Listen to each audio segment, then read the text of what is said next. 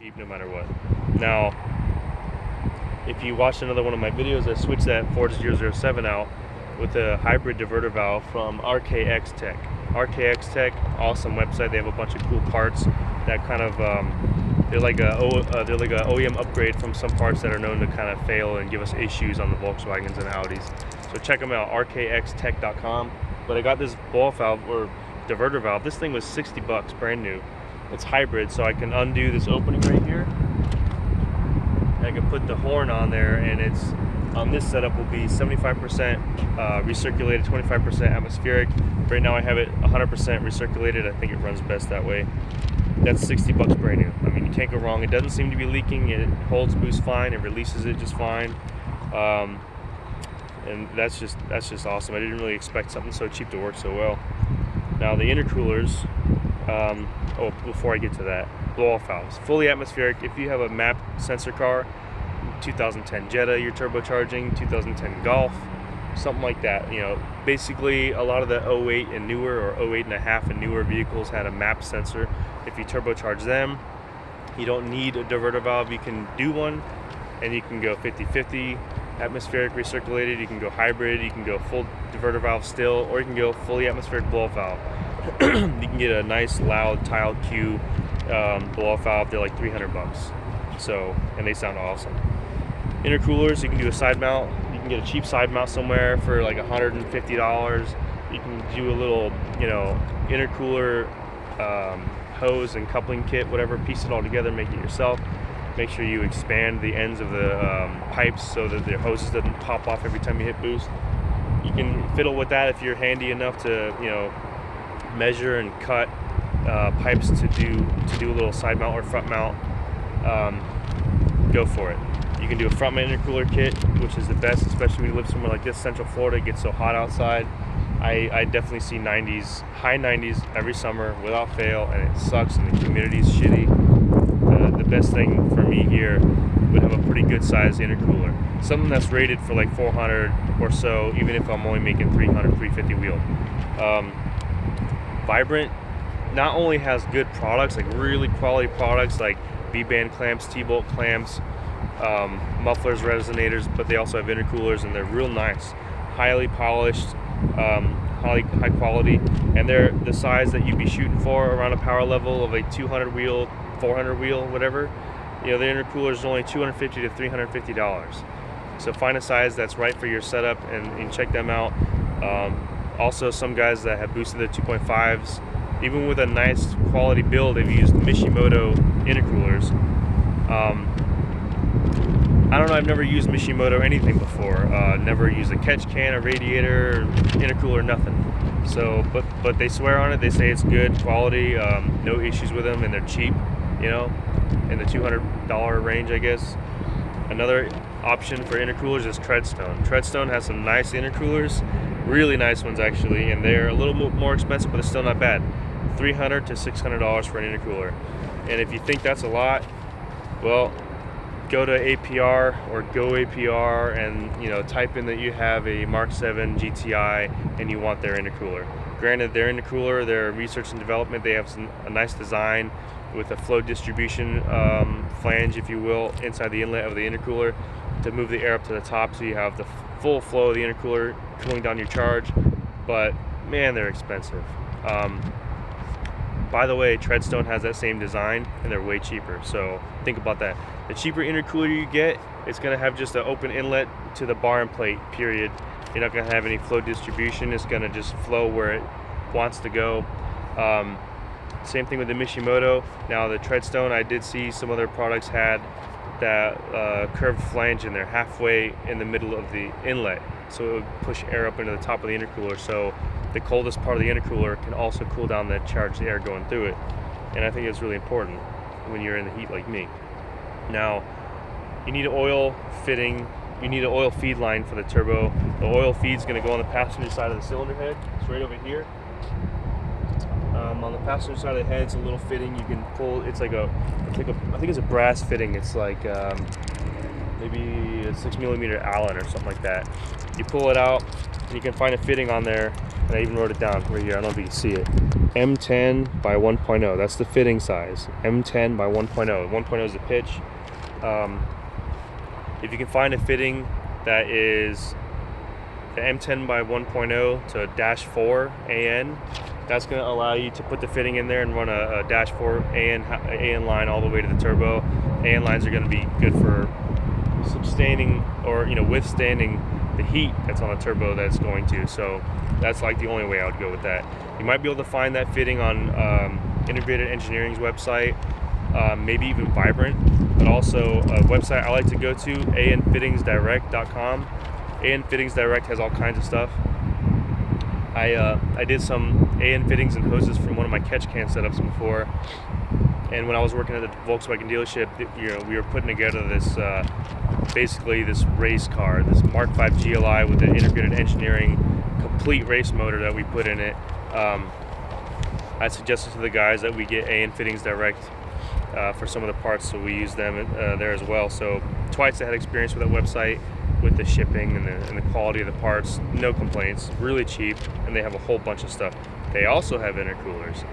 They look like they're constructed on the cheap side, just like Mishimoto, but for 180, 200 bucks, it's a good way to go if you want to save money on turbo in the 2.5.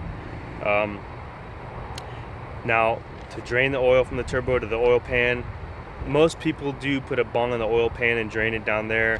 The line you're going to want to use is a -10 hose from the turbo down. Like, you want a -4 line going into the turbo, and you want as big of a drain as you can, but most people use -10. Most adapters that go to the turbo center section will go to a -10 hose or AN fitting line, and then you can use that to go down to the oil pan. You can put a bung on the oil pan, weld it on there, put it on there, tap it, whatever you want to do.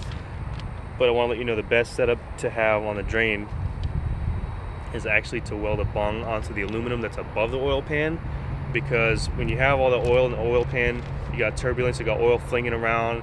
So if you're trying to just literally gravity feed oil from the turbo into the pan, you don't want any kind of obstruction. You want it to freely flow into the bottom of the motor and go back on top of the oil that's in the crankcase. So, and I learned that from one of the guys that turboed his 2.5 a long time ago and did a lot of legwork. His name on VW Vortex was like the Great, something like that. I don't even remember. It was a long time ago. But he lives in Miami. He has a gray Mark V Jetta like mine, but he boosted his years ago, and he showed me where his was draining to, and that's the best setup you can have. You don't want any kind of backup happening when you're trying to drain the oil out of that. Now I'm kind of leaving the motor and going to the driveline, transmission and stuff. I'm gonna try to make this as quick as possible. So the stock 5-speed manual, it can handle boost. In my opinion, it's a ticking time bomb for a few reasons. For one, you can't use a stock clutch. It's gonna slip the first 1 or 2 pulls you do. Even if you're on low boost, it's not gonna handle that kind of torque well.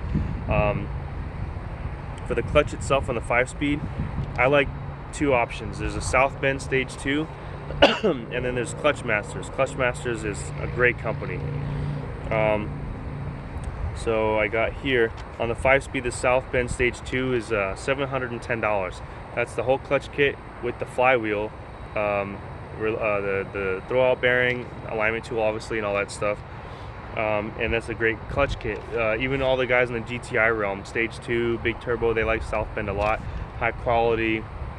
They don't have a whole lot of defect issues. The clutch chatter isn't even that bad. From what I've been reading lately, the clutch chatter is the quietest of any clutch that's available for them. But also, if you want to go with Clutch Masters FX350, for example, it's actually cheaper, $661. Now they're priced separately because Clutch Masters doesn't show their flywheel with the kit, but the billet steel lightened flywheel with their FX350 kit came out to $661. So they're about the same price. Clutch Masters, South Bend, both good options. Gotta mention with the 5-speed guys, with the 5-speed, when you put an upgraded clutch like that in there, especially when you have Stage 2 plus clamping capacity and the torque of a 2.5 turbo, you have to upgrade the clutch release bearing. If not, they'll bend from the pressure of the pressure plate. Some guys take the OEM clutch fork, they'll take it to someone who can do some fab work, and they'll box in the structure. They'll weld in a plate on the face of the release bearing, so it boxes it in, so it has a way more durability, so it doesn't have the ability to flex under that pressure. But you can get the stock release fork from like USP Motorsports for like $40 and take it to your guy that you know that has some fabrication experience and box that in for you. If you're saving money on this turbo project and you're doing all the work yourself, which obviously is probably going to be the only way you can really save money on it, you're going to be installing the clutch yourself. In order to do that, torquing down the flywheel bolts successfully, you're going to need the flywheel locking tool. It's called a flywheel lock tool, counter lock tool. It's like $40 on USP Motorsports as well. Also, I gotta mention, when you're boosting the 5-speed, all right, the gearbox will handle boost. You upgrade the clutch, you're good to go for a while. There's two things that are either limiting you or will eventually blow up and leave you stranded. Number one, very common, is the differential. Even on NA power, I've seen it on bone stock Jettas and Rabbits. The differential, the rivets start coming loose. There's play in the ring gear on the differential. It grinds into the casing, lets gear oil escape the gearbox itself into the clutch assembly, and your transmission and your clutch is toast. It happened to me. It happened to me at 72,000 miles on my Jetta, stock power. So to avoid that problem, you're gonna have to install an LSD. They're not cheap. They have Peliquin LSD and WaveTrack, the two most popular ones. This car is a 5-speed and it's basically a built transmission, cryogenically treated gears and other stuff, but it has a Quaife differential. Now, this is a 5-speed out of a TDI, a Mark IV TDI 02JB. So maybe Quaife was available at the time, maybe that was the only one. Most people go with Peliquin or WaveTrack. I have a Peliquin LSD in my Jetta's 6-speed transmission, and even with this Quaife, they're both great. I don't have a complaint with either of these LSDs. So whatever you can get, whatever you can find. The Peliquin seems to be a little less expensive than WaveTrack. It includes ARP differential hardware, the lubrication for mounting them, and it still comes out a little bit less expensive than WaveTrack. But WaveTrack, I've heard, is actually better in the design for like if you're doing a lot of track driving in corners. The power on off in corners is a little bit better, a little bit more sophisticated, I guess, than the Peliquin. But I was like me, I daily drive the car. I like to drag race, launch a little bit. I'm not really doing any corners. I did Peliquin, I've been happy with it. So Peliquin differential I've seen is around $1,050 for the differential, the hardware, the lubrication and all that stuff, and the WaveTrack's around $1,200.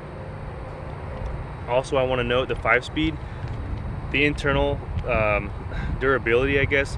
If you're running 350 pounds of torque at the wheels, you're going to start having problems. Now, an entry-level turbo 2.5 is not going to see that much torque. You're going to see usually less than 300 pounds of torque, 250, 260. This one, with this setup, is running, you know, it was dynoed at 276 torque at the wheels on a Mustang dyno. So not quite enough to tear up the insides.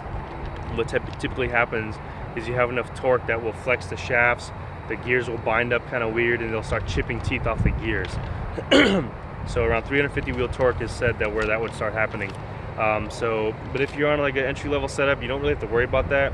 Just, you know, get yourself an upgraded clutch and have fun. If you're gonna beat on it a lot, spinning tires a lot, launching a lot, get an LSD. It's gonna not only help you with traction, but keep the transmission from blowing up. If the differential goes, your whole gearbox is trash anyway, so think about that.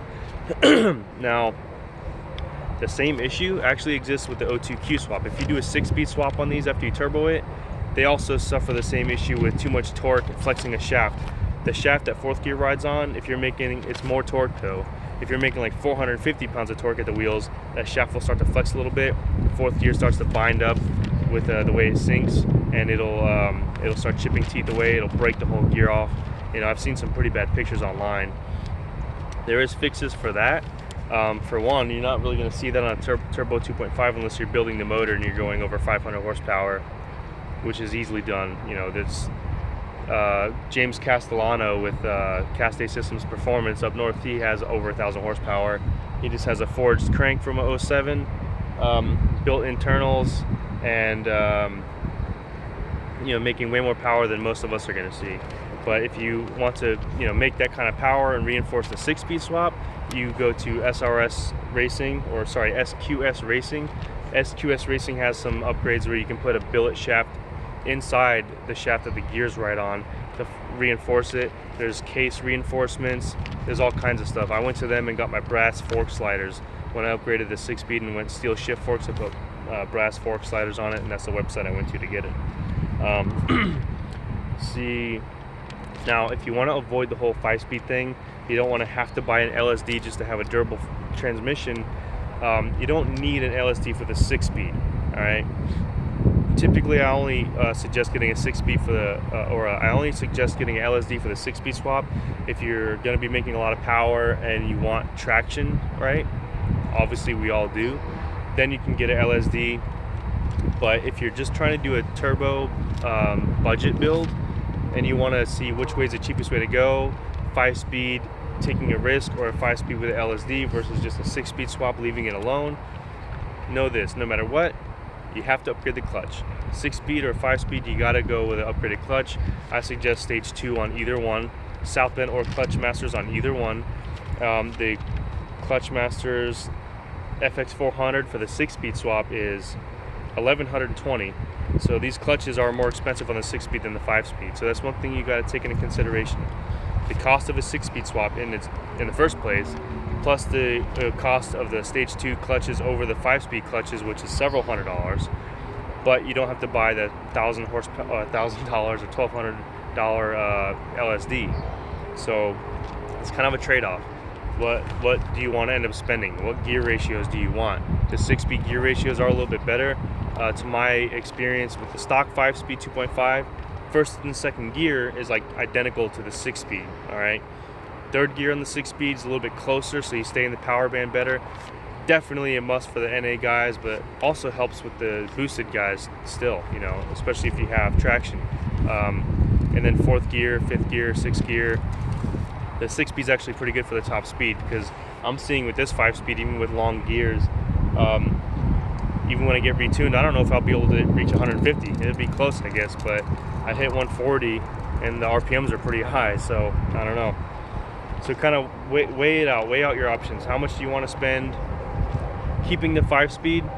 Stage 2 clutch, spending less than $750 on a clutch, and then doing an LSD for like $1,000. So you're less than $2,000 in essentially bulletproofing the 5-speed, as long as you're staying under 400 pounds of torque.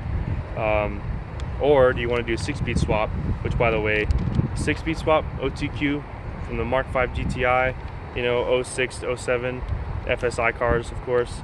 You can find a swap, a bunch of used parts from someone, anywhere from $500, $600, up to $1,000 for the whole swap. I've done a whole swap on my Jetta for $700 in parts, I think. So there's that cost of the 6-speed swap. The axles are stronger than the 5-speed too. That's a whole nother issue. The stock clutch still isn't quite enough for a turbo 2.5, but you can drive on it temporarily if you like, and then upgrade later. But the clutches are a lot more expensive. The differentials are about the same price, whether it's 5-speed or 6-speed, doesn't matter. So just weigh out your options. That's pretty much all I got for that. But yeah, and also to touch on the axles, the 5-speed axles are scary. These axles are stock still, and I'm really nervous about going to the drag strip and like getting launch control on the reflash and launching with these axles. I'll tell you right now, I'm not even going to do that. I'm not even going to try it, because I know for sure something will break. So on the 6-speed swap on my Jetta, I have Raxles. Did my car need it? Not really. It doesn't have that kind of power, but the way I drive it, when I go to the track, I drive the shit out of that car, and I didn't want anything breaking. I did break a stock 6-speed axle, but I was just turning out of a steep driveway under part throttle. It was just enough to snap it. So I got the Raxles. So if you're turboing a 2.5, I suggest you get Raxles depending on how you drive it. If you drive it on the street and you do like moderate to soft launches, you can slam gears all you want. It's not really that big a deal. What you don't want to do is you don't want to flex the suspension of the car. You don't want to like dip down that front end under hard throttle, because the geometry of the axles is going to go up and bind, and then you're putting double the stress on it. So just keep in mind what you need on the car when you're turboing it. Really depends on how you drive it. Are you going to be going to drag strip, you know, autocross? Autocross is going to be pretty hard on axles too, so think about that. That's pretty much all I got. I know it was kind of a mess, not exactly organized, but I wanted to make a video as quick as I could. I've been waiting a month or two to try to throw a video together so I can just share it and people watch it instead of me having the conversation numerous times. Even though I didn't turbo this car, I've been, you know, looking up on it for years. I was trying to turbocharge the Jetta for probably actively like 4 years now. And I had a spare motor. I had literally all the turbo parts. I had everything except for a blow-off valve and the software itself. I had everything else. And then getting rear-ended and all that stuff, it just kind of changed where I wanted to go with it. And my friend needed an upgraded turbo, so I sold him the turbo that I had. And I said, fuck it. Started selling some other parts off. So the Jetta is going to stay NA. I'm going to put the Evolution tuning header and exhaust on it, and it's going to stay the way it is. And I'm going to start upgrading this a little bit more. And I mentioned it before, when the Jetta's ready, I'm going to keep this the way it is, and I'm going to race some heads up. Rolling race about 20 miles an hour. We're going to see how the Jetta does against a turbo 2.5. So we'll see. Stay tuned for that.